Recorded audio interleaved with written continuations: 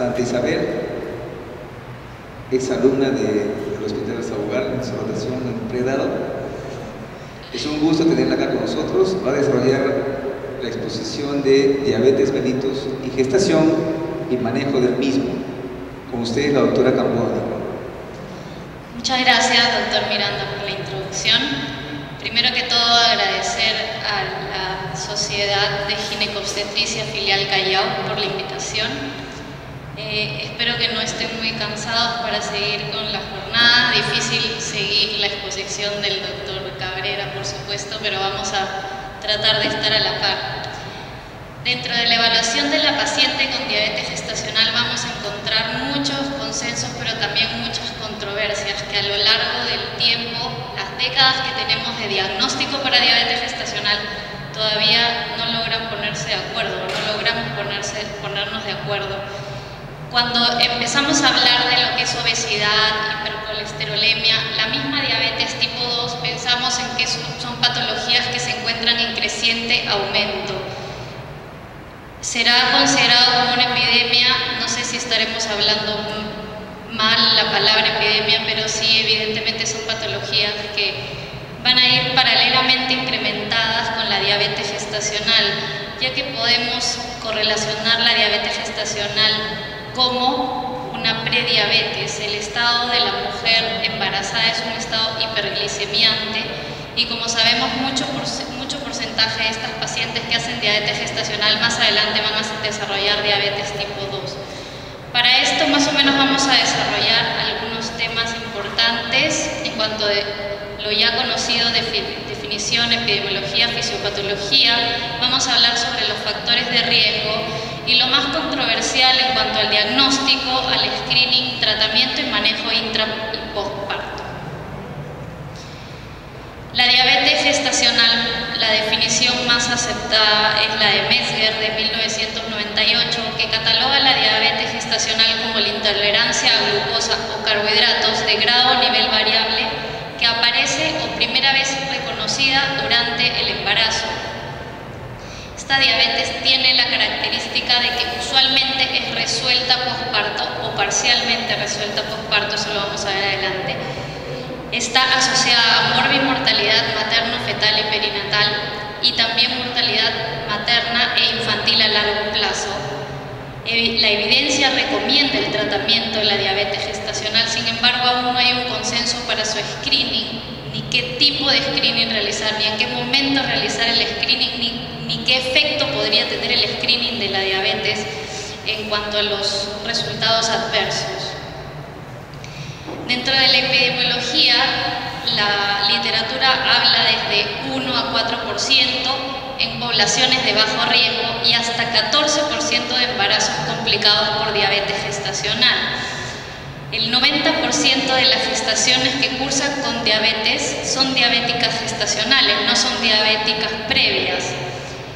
El 19% de las personas a partir de la tercera década de la vida tienen prediabetes, considerando prediabetes como intolerantes a la insulina, según la CDC en el 2007. Entonces, esa es la población de riesgo que tenemos para nuestras embarazadas a partir de los 20 años promedio. ¿Qué tenemos en el embarazo? A partir del segundo trimestre del embarazo, la placenta va a empezar a producir una cierta cantidad de hormonas. Dentro de ellas tenemos a la progesterona, el cortisol, la prolactina, lactógeno placentario, hormonas de crecimiento. Estas hormonas tienen poder hiperglicemiante. ¿Qué es lo que va a suceder? Al aumentar la glucosa, obviamente va a haber un incremento de la producción de insulina por el páncreas. En el páncreas, ¿qué sucede? Hay una hipertrofia y una hiperplasia de células beta, por ende mayor producción de la insulina, en respuesta a mayor producción de glucosa, tratando de mantener a una paciente euglicémica. Si nosotros incrementamos los valores de insulina, podemos manejar esta situación, pero ¿qué pasa en la paciente que tiene diabetes gestacional o que tiene una intolerancia a la glucosa? ¿Qué sucede? en el embarazo existe también una disminución de esta producción de la insulina porque hay una predisposición a resistencia a la acción de la misma en el músculo periférico. Entonces, si en los tejidos nosotros encontramos una resistencia y posteriormente una atrofia de las células beta a la producción de la insulina, lo que vamos a encontrar es un aumento de la glicemia materna. Y como ustedes saben, la glucosa pasa a la placenta con un transporte libre.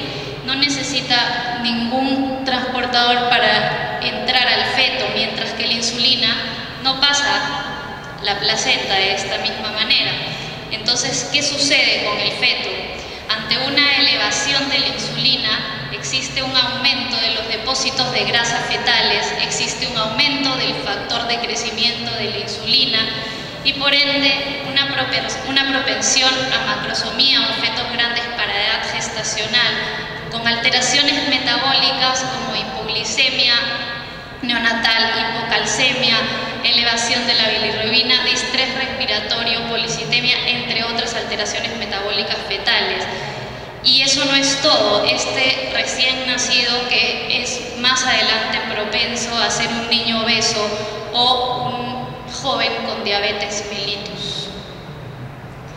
Dentro de los riesgos que nos causa una diabetes gestacional, nosotros, disculpa por la lámina en inglés, nosotros tenemos que considerar que existen riesgos para la madre, para el feto, para el recién nacido y para el niño adulto.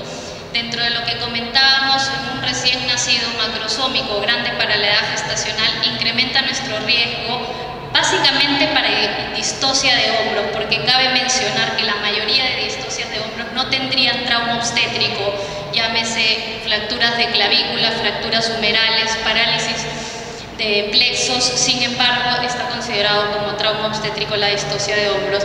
Incremento en un parto por cesárea, por el tamaño también del feto. Preeclampsia y hipertensión gestacional materna están relacionados a la diabetes gestacional. Madres que después se van a convertir en pacientes con diabetes tipo 2 y tener síndrome metabólico, mientras en el feto va a haber hiperinsulinemia por toda la glucosa que pasa a través de la mamá. Cardiomiopatías, óbitos fetales, fetos grandes, también está considerado el trauma obstétrico. El recién nacido con las alteraciones metabólicas que comentamos y respiratorias, y posteriormente un niño con obesidad, diabetes y también síndrome metabólico. Entonces, desde el punto de vista, para iniciar cómo vamos a manejar la paciente diabética, lo primero que tenemos que tener es qué paciente tenemos al frente. Si tenemos una paciente que tiene bajo o alto riesgo para diabetes gestacional, tenemos que tener en cuenta la edad materna. Una edad menor de 25 años, hablamos de un bajo riesgo, mientras que una edad materna mayor de 35 años ya nos cataloga dentro de un alto riesgo para diabetes. Un peso normal por debajo de un índice de masa corporal de 25 está relacionado con menos riesgo. No historia familiar, sobre todo de primer grado, no historia de metabolismo anormal de la glucosa, sobre todo fíjense las pacientes que a veces tienen síndrome de ovario poliquístico asociado a intolerancia a los carbohidratos, o pacientes que no estén bajo un grupo racial de alta prevalencia. Sin embargo, miremos abajo el icono donde hablan de grupos raciales de alta prevalencia: afroamericanos, asiáticos americanos, hispanoamericanos, americanos nativos. ¿Nos podremos o no nos podremos considerar entre los hispanoamericanos, o podemos considerar a muchas de nuestras pacientes dentro de los hispanoamericanos? Entonces podríamos ser una población de alta prevalencia de diabetes. Alto riesgo para diabetes gestacional, la edad materna, sobrepeso, obesidad, historia personal de diabetes, un bebé previo macrosómico o grande para la edad gestacional, prediabetes, glucosa en orina, historia familiar de diabetes, presión alta antes o al inicio de la gestación o grupos raciales de alta prevalencia. ¿Por qué considerar los factores de riesgo? Porque aquí es donde van a diferir el manejo de la paciente. Dentro de los factores de riesgo más evaluados, aparte de los que ya comentamos, es importante que veamos que existen algunos factores de riesgo que últimamente están siendo evaluados, como la enfermedad periodontal, y hay ya varios reportes sobre el consumo elevado de bebidas gaseosas en relación con la diabetes gestacional. Entonces, ¿hasta qué punto podemos nosotros manejar una paciente diabética solo con factores de riesgo o solo con los criterios que ya teníamos nosotros evaluados, los que nos presentó la Asociación Americana de Diabetes, la Organización Mundial de la Salud, etcétera? En 2008, en el New England Journal se publicó este estudio de 10 años de evolución, estudio que esperaron muchos para poder presentar nuevos criterios diagnósticos de diabetes. El estudio APO es el estudio de hiperglicemia y resultados adversos en gestación. ¿Qué es lo que buscaba este estudio? Correlacionar, o qué es lo que demostró. Demostró la correlación entre la glicemia materna elevada y resultados perinatales no deseados en mujeres no diagnosticadas de diabetes con valores de hiperglicemia menos severos que los criterios diagnósticos. ¿Hasta qué punto lo podríamos considerar hiperglicemia? Bajo los criterios que nosotros manejamos, bajo ningún punto. Esto lo vamos a ver en la siguiente diapositiva. Fueron enroladas 25.505 pacientes, más o menos 500 pacientes no ingresaron al estudio porque se les diagnosticó diabetes en el screening. Esto calculado era como 1.7% de las pacientes. Se incluyeron 9 países, fue un estudio multicultural. No hubieron países sudamericanos, pero sí hubieron muchas pacientes latinoamericanas dentro de los estudios multicéntricos de Estados Unidos. A estas pacientes se les realizó una evaluación al inicio de su gestación con una glucosa en ayunas. Se le tomó un test de tolerancia a la glucosa, pero con una sobrecarga de 75 gramos entre la semana 24 y 32. El estudio fue ciego, salvo valores que diagnosticaran diabetes, las cuales fueron excluidas del estudio. Y además se les evaluó a las pacientes que participaron en el estudio una glucosa al azar entre 34 y 37 semanas. ¿Qué nos demostró este estudio? Lo que podemos ver acá es que lo que hicieron fue dividir a las pacientes en categorías según la glucosa, en ayunas, a la primera hora y a las 2 horas de glucosa. Ninguna de estas categorías eran diagnóstico de diabetes. Por ejemplo, en la categoría de la glucosa en ayunas, que todos lo manejamos bien, empezaba con 75 miligramos por decilitro de glucosa el grupo 1 y terminaba con menos de 100 gramos de glucosa el grupo 7, de 70 a 75, 75 80, 80 85, etc. Entonces, como podemos ver, eran pacientes que, para nuestro parecer o bajo los criterios que manejamos, eran pacientes euglicémicas.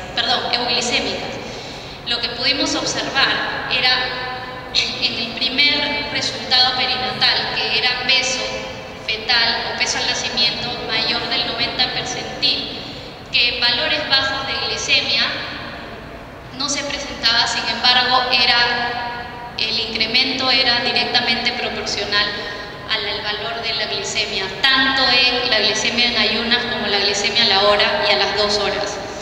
Lo mismo sucedía en los resultados en cuanto a cesárea primaria, que obviamente está relacionado al tamaño fetal, en cuanto a hipoglicemia clínica neonatal, sobre todo en los valores de glicemia más elevados o en los grupos más elevados de glicemia, y la evaluación del C-péptido en el cordón del suero, ¿no?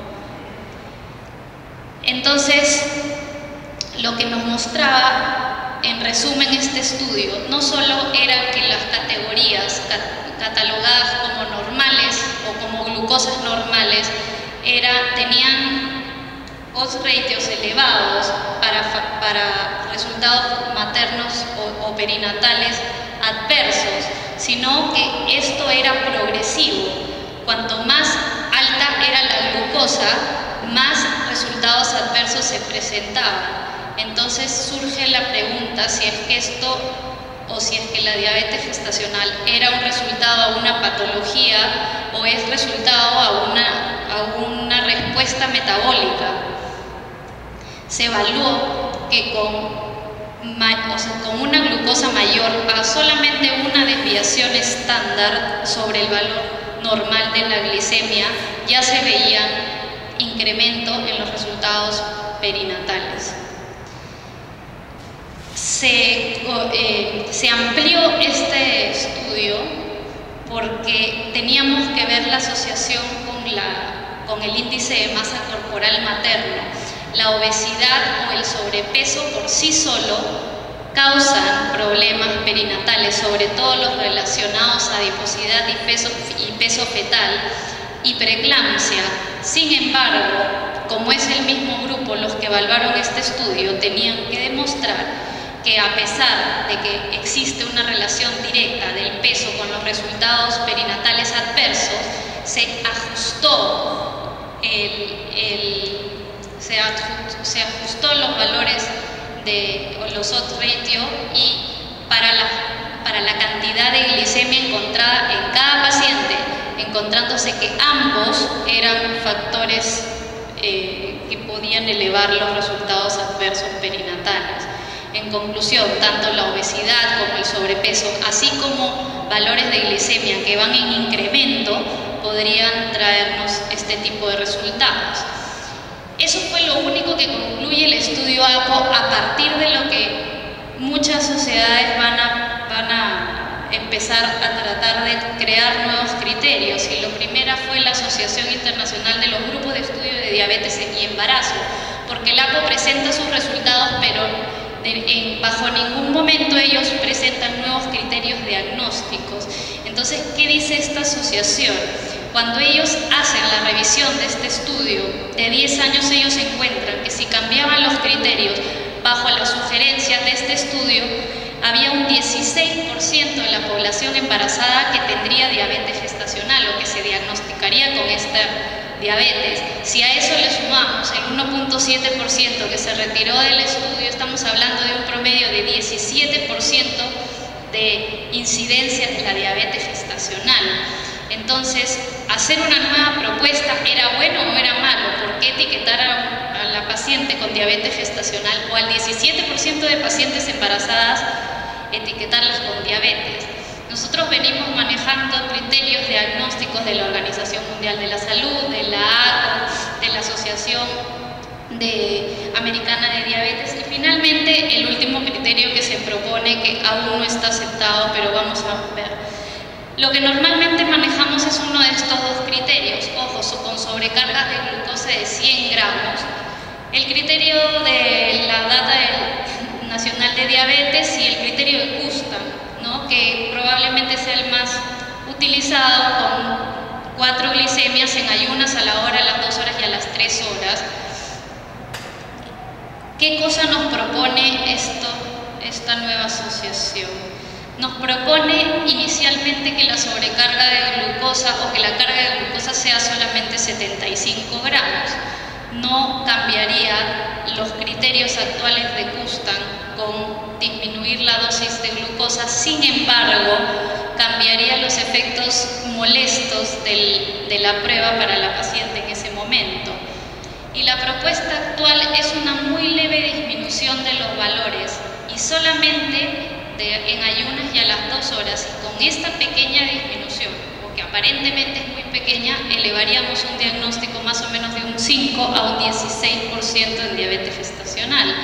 Entonces, basándonos en que para ellos era un solo criterio diagnóstico, ¿no? Actualmente son dos valores positivos para considerar los criterios diagnósticos.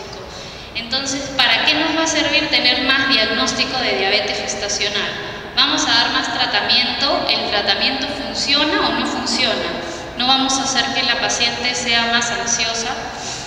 ¿Por qué hacer este diagnóstico? Entonces, acá viene la pregunta: ¿se hace screening o no se hace screening? ¿Qué screening se hace y a quién se le hace el screening? La tendencia, por lo menos en Estados Unidos, es utilizar el screening universal en la mayoría de centros, aunque se rigen mucho en factores de riesgo, pero si ustedes se dan cuenta que solo con la etnicidad ya tienen un factor de riesgo y pueden manejar a esa paciente como de alto riesgo. El screening se basa en 50 gramos de glucosa a las 24 a 28 semanas y una hora después un valor mayor a 140. Y posteriormente, si esto sale negativo, a la semana 32, el test de sobrecarga con 100 gramos. obviamente aparte de la glucosa en ayunas. La revisión de Cochrane, publicada este año sobre screening y manejo posterior de la diabetes gestacional para mejorar el outcome o el resultado materno-infantil, nos dice que no hay evidencia significativa, no hay mejora significativa con hacer el screening, nos falta consenso. Entonces, ¿en base a qué vamos a nosotros cambiar criterios si no hay consenso para el screening? ¿Damos tratamiento o no damos tratamiento?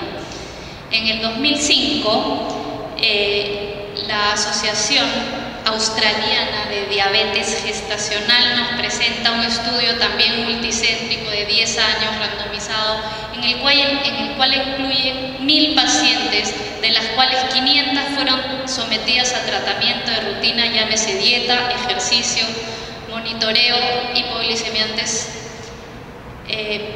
orales e insulina. Y por otro lado, un similar número de pacientes como pacientes control. Lo que encontraron ellos es que en el grupo de intervención disminuía de 4 a 1% los resultados materno-perinatales o alguna complicación perinatal seria. Sin embargo, se incrementaba un poco la estadía o el ingreso a UCI neonatal de los recién nacidos, generalmente por prematuridad, y también las cesáreas selectivas. Pero este estudio demostró que había menor incidencia de bebés grandes para edad gestacional, menor incidencia de macrosómicos. Sobre todo era un efecto en el peso fetal que está relacionado a complicaciones metabólicas. Entonces, bajo este estudio, la conclusión fue que es importante y funciona tratar la diabetes gestacional, incluso la diabetes gestacional leve, para tener un mejor resultado materno-perinatal. Un estudio similar, auspiciado por el Instituto Nacional de Salud americano en el 2009, dirigido por Landon, con un número similar a pacientes de un estudio muy parecido, encontró disminución en macrosomía fetal, por ende trauma obstétrico, y también reducción en cuanto a la preeclampsia. Obviamente estamos hablando de que se manejaba también a la paciente con dieta y ejercicio. Y en ambos casos el uso de insulina fue de 20 y 8% en los dos estudios, entonces no era mucho. ¿De qué estamos hablando entonces? Si es efectivo tratar la diabetes y el 90% de la diabetes gestacional la vas a tratar solo con dieta y ejercicio, ¿por qué no disminuir los valores para tener una mayor población? De repente etiquetarla como diabetes no sea lo ideal, pero como hiperglicemias o como resistentes a la insulina o como intolerantes a la glucosa, qué sé yo, pero darles tratamiento con dieta y ejercicio. Como comentábamos al inicio de la charla, la CDC en el 2007 habla que el 10% de las personas son diabéticos, o sea, 10% en general, y el 19% serían prediabéticos en edad adulta. Entonces, ¿por qué no hablar de una diabetes gestacional aproximadamente 16% si la diabetes gestacional es muy similar a cómo se comporta una prediabetes? Puede decir que hasta es prácticamente la misma fisiopatología, salvo que inducida por la gestación. El tratamiento, como dije, básicamente sería dieta y ejercicio, con poca necesidad de tratamiento por insulina, entonces no habría mucha intervención. Sin embargo, el incremento de las intervenciones, como la cesárea, el costo y la ansiedad de la paciente al tú decirle que tiene una diabetes gestacional, no solamente la ansiedad de la paciente, sino la ansiedad también del médico tratante. No se sabe si justifica o no. ¿Qué dice la Asociación Americana de Diabetes ante esto? Aún encuentran ellos en consideración estos criterios, todavía no han sido aceptados. Sin embargo, recomiendan el screening en poblaciones de alto riesgo para diabetes tipo 2. Entonces está en nuestras manos diferenciar a qué paciente la vamos a catalogar de alto riesgo y a cuál no.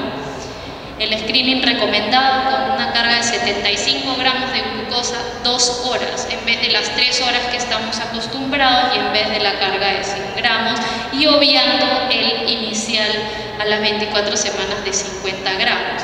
¿En qué momento hacer el screening? Y eso es otra cosa muy importante. Se sabe que la elevación de la glicemia es mayor a partir de las 24 semanas o de la mitad del embarazo. Sin embargo, hay muchas pacientes en las que desde el inicio del embarazo ya se encuentran con valores por encima de los normales o por encima de los aceptables. Sin embargo, 24 semanas, 24 a 32 semanas, perdón, sigue siendo recomendado. Entonces, en cuanto al tratamiento de la diabetes, ¿qué cosa tenemos? Tenemos a la dieta, la Asociación Americana de Diabetes y la Sociedad Australiana de Diabetes Gestacional, que se presenta mucho después de su estudio del 2005, posterior a las recomendaciones que ya existen en el Colegio Americano, según los valores de la ADA y Hoffman en el 98. La recomendación de la dieta es una dieta que se base en reducir la ingesta de carbohidratos para mantener los valores de la glicemia dentro de lo normal. Por ende, la dieta o el tratamiento con la dieta debe ir acompañado de un monitoreo continuo. En mujeres en las que no ha sido diagnosticada diabetes gestacional, el monitoreo lo recomiendan semanal o bisemanal. Y en las mujeres que ya son diagnosticadas diabetes se recomienda el automonitoreo. Se les recomienda comprarse su dosaje, su aparatito que dose glucosa. Entonces, en cuanto a la dieta, una dieta de 1.900 a 2.400 kilocalorías por día es lo recomendado actualmente. 35-40% de carbohidratos, pero básicamente carbohidratos complejos y alimentos ricos en fibra, eliminar los carbohidratos refinados. Uno de los que más ha estudiado la dieta diabéticas ha sido Moses y colaboradores. Él evaluó la dieta hipoglicemia, que la dieta hipoglicémica retarda la necesidad de tratamiento, llámese tratamiento al uso de insulina. En la revisión de Cochrane de este año, lo que dicen es que el índice de glicemia bajo mejora algunos resultados materno-perinatales, los relacionados con alta adiposidad y peso fetal. Sin embargo, se necesitan estudios más grandes para poder tener una conclusión. Uno de los estudios más grandes, que es el de Moses, tenía solamente 62 pacientes. En cuanto al ejercicio, Sissens en el 2006 también publicó su revisión sistemática en Cochrane sobre el ejercicio en la diabetes gestacional y no había suficiente evidencia que lo respalde. Sin embargo, ante la seguridad del ejercicio y los beneficios para tratamiento en la paciente diabética, se va incrementando cada vez más el consenso. El mejor ejercicio hasta ahora evaluado es caminar, se recomienda 2 o 3 kilómetros, lo cual más o menos se calcula en media hora, 3 veces por semana, según los estudios. En cuanto a la farmacoterapia, básicamente el tratamiento con dieta e insulina está demostrado que reduce la morbimortalidad perinatal, basado sobre todo en los estudios que ya les presenté. Sin embargo, se incrementan las inducciones de parto y obviamente las cesáreas primarias. Se necesita más evidencia que soporte el efecto benéfico de los hipoglicemiantes orales. Los hipoglicemiantes evaluados en esta revisión básicamente fueron gliburide y metformina, y se encontró que muchos de ellos posteriormente, luego de tener una resistencia a estos hipoglicemiantes, tendría que uno volver a la insulina. Entonces, ¿por qué no iniciar directamente con la insulina? Si entre 20 a 30% tratadas con hipoglicemiantes no responderían al tratamiento. Entonces, en las clínicas de Norteamérica del 2010, básicamente evaluaron la comparación de estos efectos farmacológicos para el tratamiento de diabetes gestacional. Si bien todas estaban en una categoría de la FDA para gestación aceptable, la experiencia con el uso en gestación es sustancial con insulina, no solamente con su uso, sino con su beneficio y la falla al tratamiento, como hablábamos, tanto con gliburia como metformina, era del 20 a 30%, y la metformina atraviesa la barrera placentaria. Entonces, en el manejo intraparto y posparto, la recomendación de la inducción de parto a término si el feto es grande para la edad gestacional. Ahora, en el caso de pacientes con diagnóstico de diabetes gestacional, la recomendación es inducción de parto entre la semana 37 y 39. Básicamente no existe consenso en cuanto a la vía de parto ni al momento de la finalización del mismo, o sea que deberíamos guiarnos según las condiciones obstétricas o según las guías de manejo de cada centro. Aún, la glicemia en ayunas postparto inmediato sería mandatoria, ya que se han encontrado muchos valores elevados posteriormente al parto que pueden pasar desapercibidos y tener luego de 6 meses una paciente con diagnóstico de diabetes tipo 2. Se recomienda un test de tolerancia a la glucosa en la primera visita puerperal y posteriormente uno a los 6 meses. Y si todo eso está normal, al menos un test de tolerancia a la glucosa cada 3 años. Y con esas evaluaciones, igual el 15 al 50% de pacientes con diabetes gestacional desarrollarán en algún momento diabetes tipo 2. Entonces, básicamente, lo importante de esta charla es que la diabetes gestacional es una patología o una respuesta metabólica que se encuentra en creciente aumento, requiere de un diagnóstico adecuado y el screening todavía no hay un consenso para eso, sin embargo sí se deben identificar poblaciones de riesgo, requiere tratamiento para mejorar los resultados materno-perinatales, así sea con dieta y ejercicio. Se necesitan más consensos, pero mientras tanto se debe individualizar a la paciente según sus factores de riesgo. Muchas gracias.